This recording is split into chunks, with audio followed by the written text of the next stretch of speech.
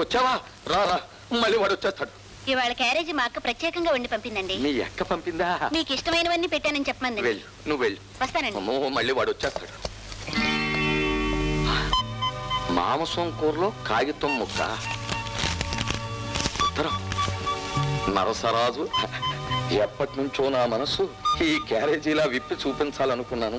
అందని చందమామ లాంటి మీరు నాకు అవకాశాన్ని ఇవ్వడం లేదు. నా మీద దయదలిచి మీరు రాత్రి 9 గంటలకు గుళ్ళోకి వస్తే మసాలా కూర లాంటి నా మనసులోని మాట చెప్పేస్తాను. ఇట్లు పద్మ. పద్మ నేనేమీ తినలేదు, నాకు అసలు ఆకలిగా లేదు. మొత్తం క్యారేజ్ నువ్వే తినేసి. ఆకలి కావడం లేదా? క్యారేజీకి కనపడేసరికి కలబడి తినేసేవాడు ఆకలి కావట్లేదంటే సంథింగ్ ఏదో ఉంది. ఇదిగో బావోయ్, నాకు తెలియకుండా నువ్వేం చేసావు? నీ చేతికి బొచ్చే. పద్దు పద్దు పద్దు పద్దు వచ్చేసారా? మధ్యాహ్నం కూరలో సీటీ చూసినప్పటి నుంచి ఎప్పుడు చీకటాడ దాన్ని చూసి చూసి వచ్చేసారు. అదంతా నా అదృష్టం. అంటే నేనంటే మీకు అంత ఇష్టం అన్నమాట. ఇంత ఇష్టమా? చేతికొచ్చి వడ్డీ కంటే నువ్వంటేనే నాకు ఇష్టం. ఏలుకొరుకు ఏలుకొరుకు. అన్ని పై మాటలే. మీరు మోసపడేది ఇష్టపడేది ఆ సీతనే. ఎవరు? ఆ పోస్ట్ మ్యాన్ గారి కూతురు సీత. చిచి చిచి చిచి, దాని పేరు చెబితే ఓ పొద్దుటాలైతే వాంతులు, సాయంకాలం అయితే డోకులు వస్తాయి. మరి మీకు దానికి సంబంధం ఉందని ఊరంతా చెప్పుకుంటున్నారు. నిజం చెప్పమంటావా? అది నలుగురిలోనూ నన్ను సారా అవమానించిందే.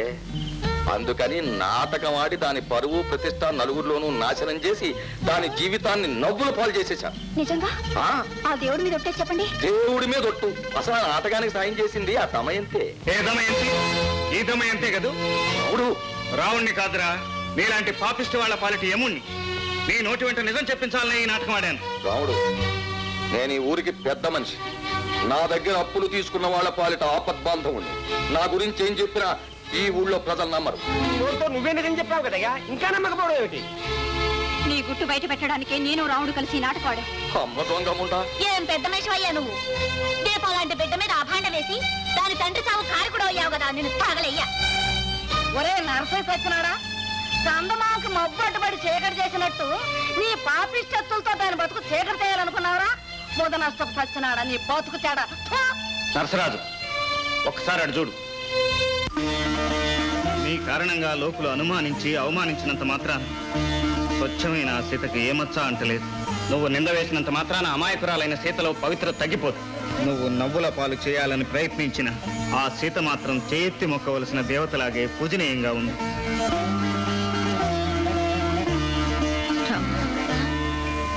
నా మీద నిందను పోగొట్టి నన్ను మళ్ళీ మనిషిని చేశావు.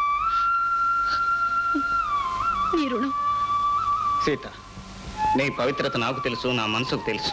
కానీ చెప్పుడు మాటలు వినే ఈ ఊరు ప్రజలకు నీ పవిత్రత నిరూపించాలనే ఈ నాటకం ఆడాను. ఆనాటి రాముడు లోకుల మాట కోసం సీతను దూరం చేసుకుని దేవుడయ్యాడు. కానీ ఈ రాముడు లోకుల మాట తప్పని నిరూపించి ఈ సీతని దగ్గర తీసుకుని నిజమైన దేవుడయ్యాడు. సీత, ఈ ఊరు ప్రజలందరి ముందు దేవుడు సాక్షిగా నా నిర్ణయం తెలియజేస్తున్నాను. నువ్వే నా జీవిత భాగస్వామి.